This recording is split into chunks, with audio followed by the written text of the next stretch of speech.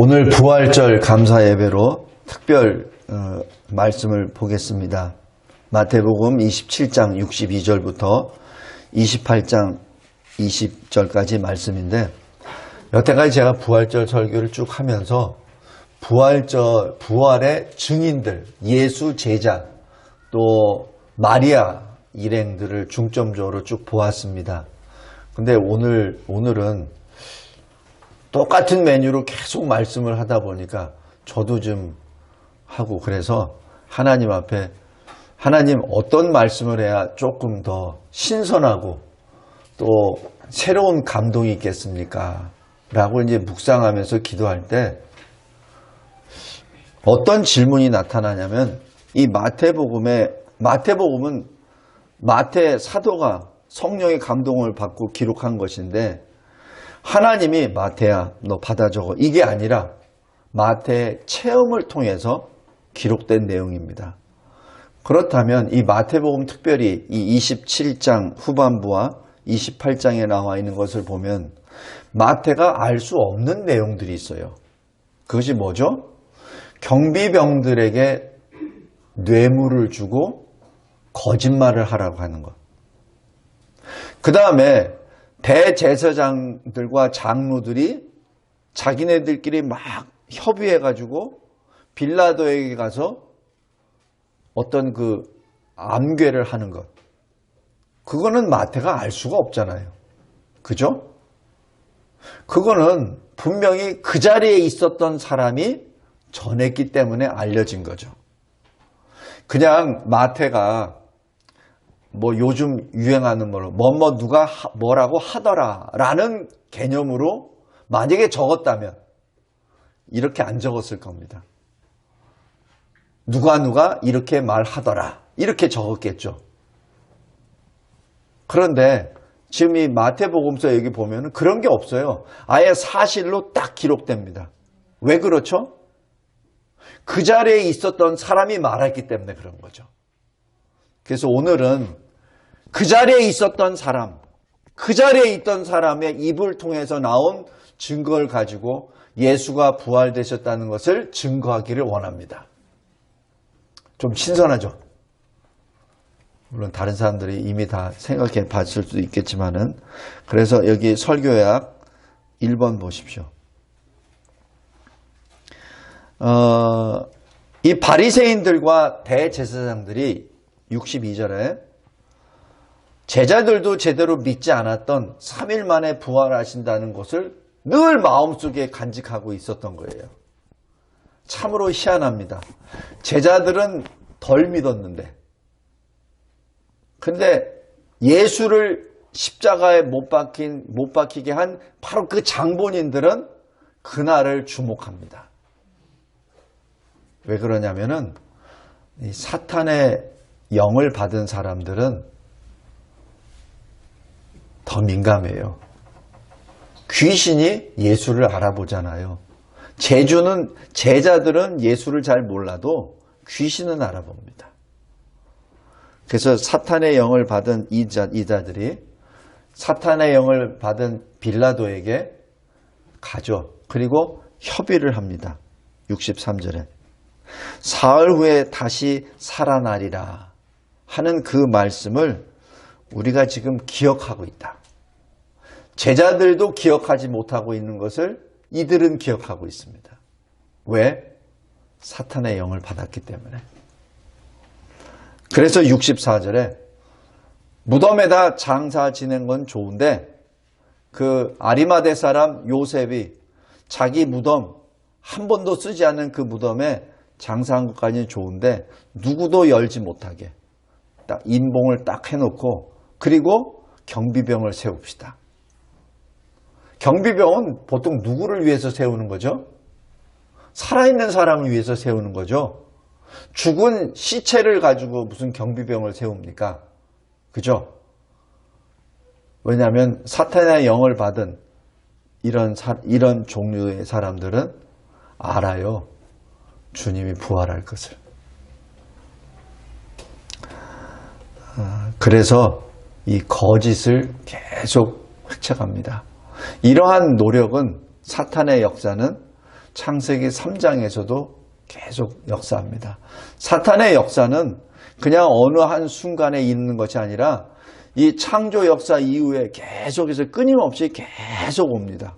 언제까지? 우리가 주님 앞에 설 때까지. 우리가 이 세상에 육신의 장막의 옷을 벗을 때까지 각자에게 계속해서 여러 모양으로 다가오고 유혹하고 위협하고 협박하고 그리고 넘어뜨리려고 애를 쓰죠. 그러니까 65절 보십시오. 빌라도가 뭐라고 하죠? 너희에게 경비병이 있다. 이 얘기는 뭡니까? 내가 너에게 경비병을 줄게. 어떤 경비병? 로마 경비병. 유대인이 아니라 로마 경비병. 힘대로 굳게 지키라.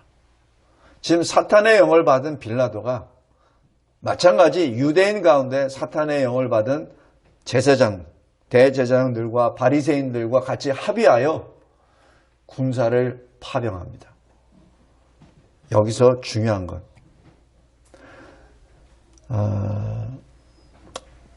만약에 이 경비에서 실패하면 어떻게 되죠? 바로 사형입니다. 왜 우리 군인들에게 제가 육사를 다니면서 수도 없이 들었던 것이 군사훈련 받으면서 하는 게 그거예요. 작전에서는 실패할 수 있어. 그러나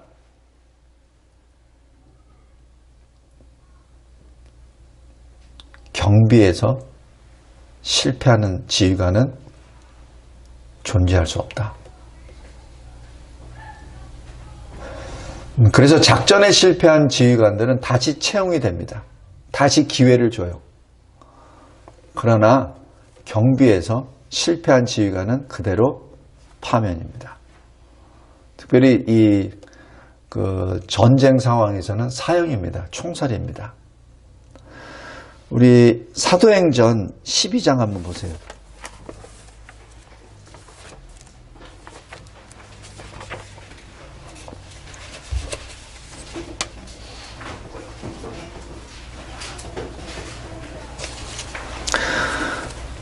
사도행전 12장 19절 보십시오. 베드로를 감옥에 가두었습니다. 그리고 거기를 보초를 세웠어요.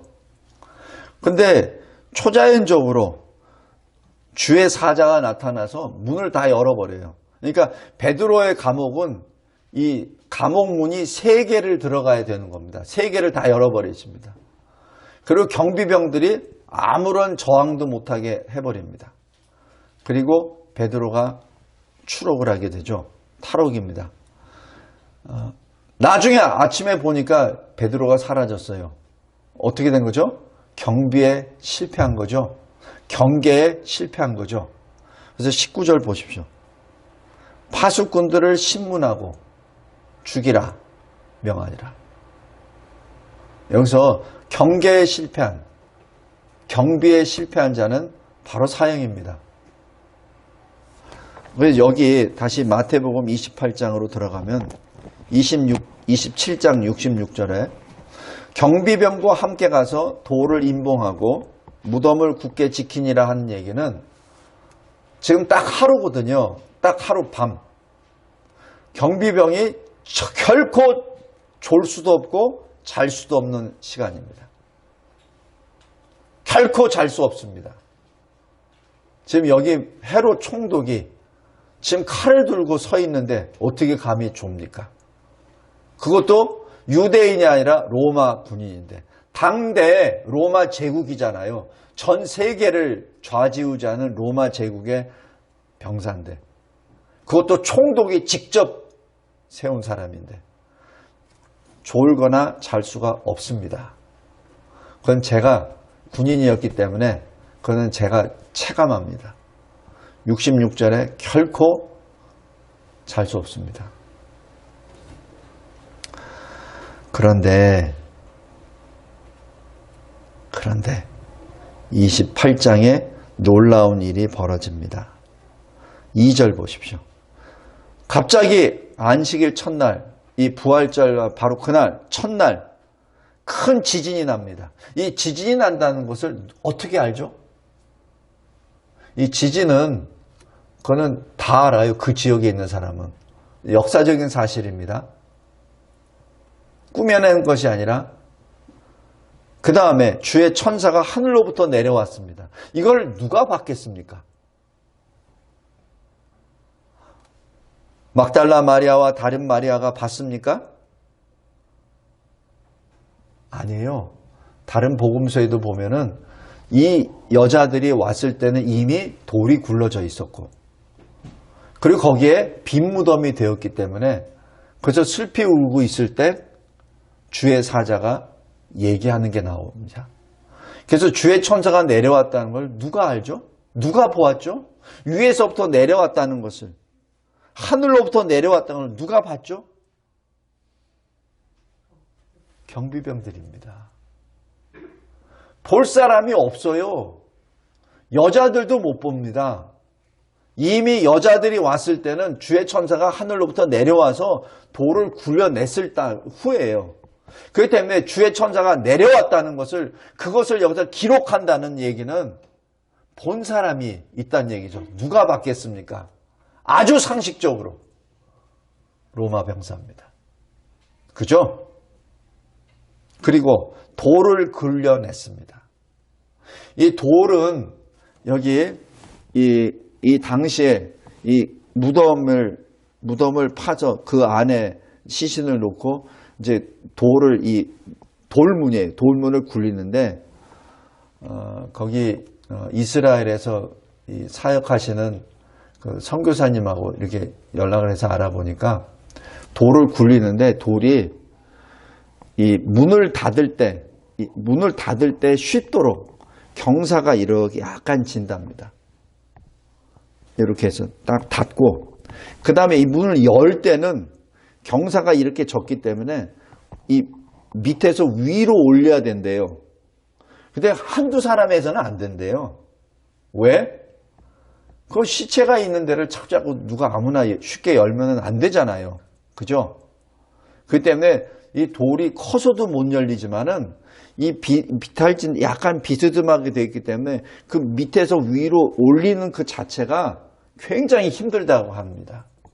그래서 여자들이 가면서 이 무덤에 가까이 가면서 뭐라고 하냐면, 누가 이 돌을 굴려내지? 라고 얘기했었던 것이 바로 그 이유래요. 그런데 지금 돌을 굴려내고 그 위에 주의 천사가 딱 앉았습니다. 그거 누가 봤어요? 거기 로마 군사밖에 없습니다. 그래서 그 로마 군사들이 뭐라고 하냐면은 4절에 보세요. 지키던 자들이 무서워하여 죽은 사람과 같이 되었더라. 성도 여러분, 우리가 어떤 그 무서운 것을 딱 직면했을 때, 자기가 예측하지 못한 상황이 딱 됐을 때 사람들이 어떻게 되는 줄 알아요? 제가 저는 별로 그런 경험은 별로 못했는데, 전에 이제 유격 훈련을 이제 생도 3학년 때 지리산에서 받을 때, 그때 이제 이 조교들이 이게 각 곳에 배치가 됩니다. 근데 뭐 그때는 뭐 귀신도 내보내고 막 이렇게 아주 무섭게 해요. 근데 제일 무서운 게 뭔지 아세요? 사람이에요. 예상하지 않았던 장소에 사람이 딱 나타나잖아요. 특히 어두울 때 딱 나타나면은 순간적으로 몸이 딱 굳어버려요. 순간적으로. 그래서 왜 호랑이나 사자가 그 짐승을 이렇게 공격할 때 사자나 호랑이가 떡 있으면은 그 작은 동물들이 못 도망가요. 굳어버립니다. 굳어버려요. 그러니까 여기도 마찬가지예요. 로마 여기 군사들은 그래도 역전의 용사들 아닙니까? 전쟁터에서, 그죠? 전쟁터에서 살던 사람들이에요. 근데 그 무덤 하나 이게 지키는데 그 뭐가 수라고 거기서 딱 지키고 있는데 갑자기 죽은 사람처럼 되었겠습니까?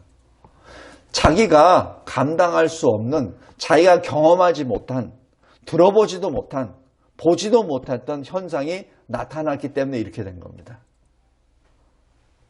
물론 하나님의 초자연적인 역사가 일어났기 때문에 그렇지만은 제 경험으로는 이 사람들이 도대체 손가락 까딱 하나 못 움직일 정도로 두려움에 꽉 사로잡혔기 때문에 그런 겁니다.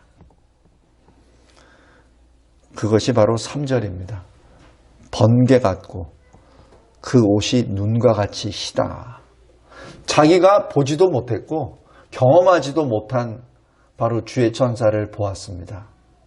그러기에 이 군사들은 죽은 자 같이 되었습니다. 여기서 죽은 자 같이 되었다는 건 뭐죠? 안 죽었다는 얘기예요. 그 눈은 계속 뜨고 있다는 얘기입니다. 귀는 계속 열려서 들린다는 얘기예요. 그죠? 성도 여러분, 제가 전에는 그냥 봤는데 다시 한번 말씀을 보니까 예수 부활의 첫 번째 증인은 바로 이 로마 군사들입니다. 로마 군사들입니다. 이 로마 군사들이 도저히 자기가 혼자 감당할 수가 없어요. 그래서 이 로마 군사들은 천사와 그 마리아들이 말하는 것까지 다 들어요. 왜냐하면 죽은 자 같이 되었지 귀가 먹힌 건 아니거든. 그러니까 여기 5절에 천사가 여자들에게 말하여 이루는 것까지 다 들어요. 너 무서워하지 마. 십자가에 못 박히신 예수 여기 안 계셔. 그리고 빨리 제자들한테 가서 얘기해. 그분이 갈릴리에 있다고. 그것을 다 듣습니다. 다 들어요. 그리고 심지어는 8절에 그 여자들이 떠날 때 9절에 예수께서 여자들에게 말씀하십니다. 샬롬, 평안하냐? 여자들이 나아가 그 발을 붙잡고 경배합니다. 그러자 10절에 예수께서 무서워하지 말라. 빨리 가라. 내 형제들에게 갈릴리로 가라 하라. 내가 거기서 보리라. 이 말씀까지 다 해요. 그것까지 할 때까지 어떻게 해요? 죽은 자 같이 된 겁니다. 다 듣습니다. 제가 이 성경 말씀을 쭉 읽다 보면은 가끔 가다가 이 막 소름이 쫙 끼칠 때가 있어요. 바로 이때였습니다. 이걸 누가 알았지? 물론 여자들이 나중에 얘기했겠지만은 분명히 이 사실을 마태도 몰랐어요. 그러나 누가 이렇게 했지? 그냥 어떤 그 말을 할 때 한 사람의 증인만은 해서는 안 되잖아요. 그죠? 그 여자들은 뭐예요? 여자들은 같은 시간과 공간 속에 있었던 여자들이죠. 그러면은 증인으로서 하나밖에 채택이 안 됩니다. 또 다른 증인이 또 있어야 돼요. 그래야 이렇게 확실하게 사실이 되죠. 그 사람이 로마 군사입니다. 그 로마 군사가 여기 11절 보십시오. 여자들이 갈 때, 여자들이 떠난 다음에야 경비병이 일어납니다. 그 전까지만 하더라도 경비병은 꿈쩍도 못해요. 무서우니까. 여자들이 떠났습니다. 그 얘기는 주의 천사도 사라졌죠. 그때 경비병 중에 몇이, 여기서 잘 보십시오. 그럼 경비병이 몇 명이 배치가 됐다는 얘기입니까? 경비병 몇이. 바로 여기서 경비병이 굉장히 많이 배치됐다는 걸 여기서 알 수 있어요. 보통 우리 이게 부활 이거 하다 보면 뭐 2명 보초 세운 걸로 되잖아요.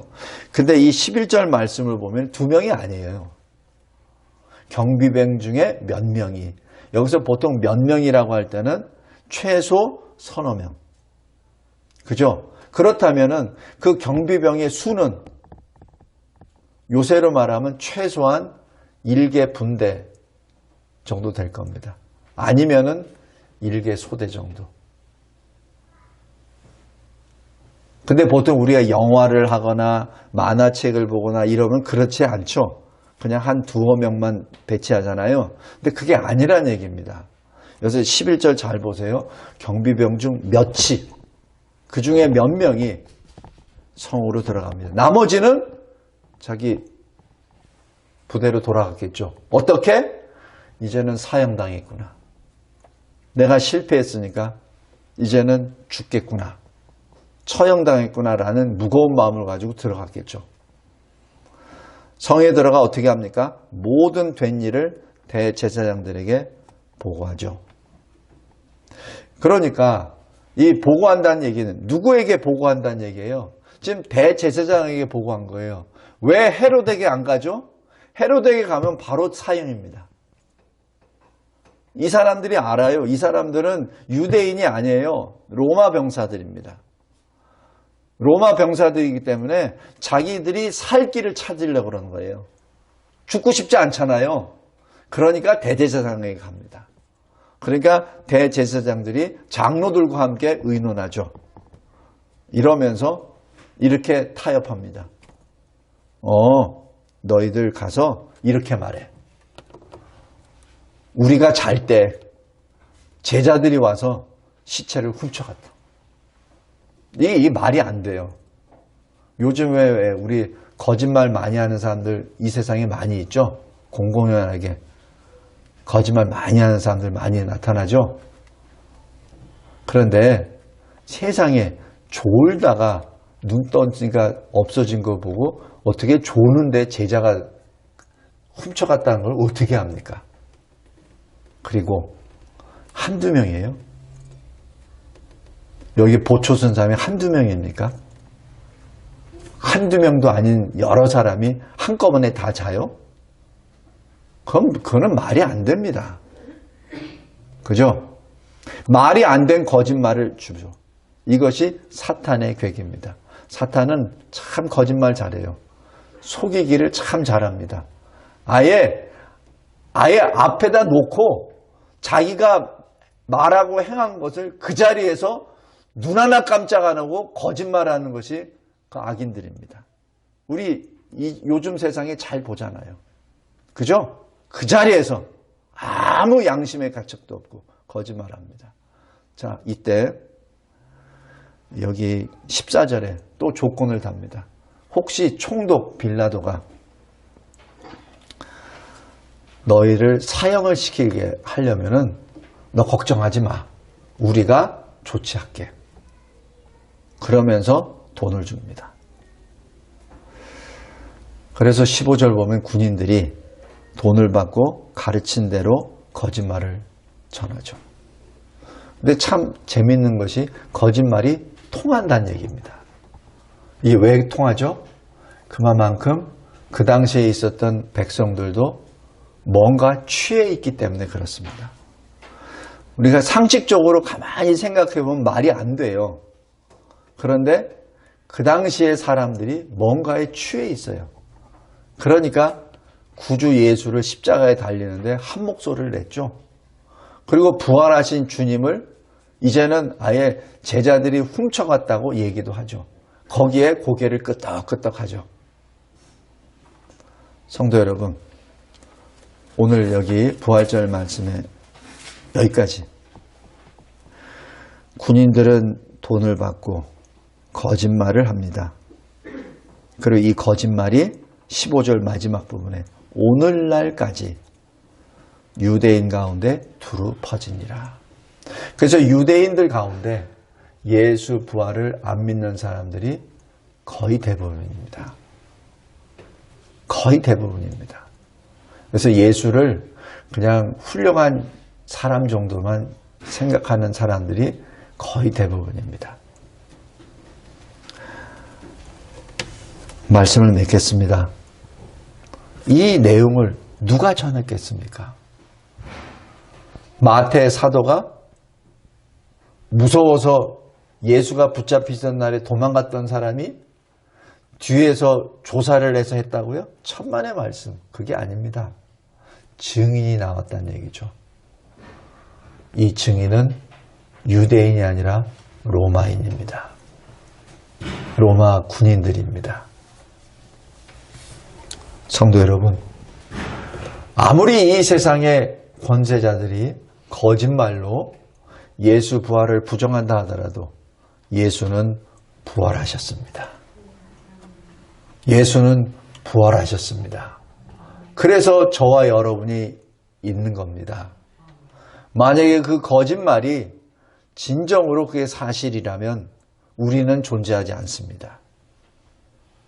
그러나 2000년이 지난 이 오늘날에도 예수님은 부활하셨습니다라고 부르짖는 저와 여러분과 같은 그러한 그리스도인이 있다는 자체가 하나님의 은혜의 역사요, 그리고 구원의 역사입니다.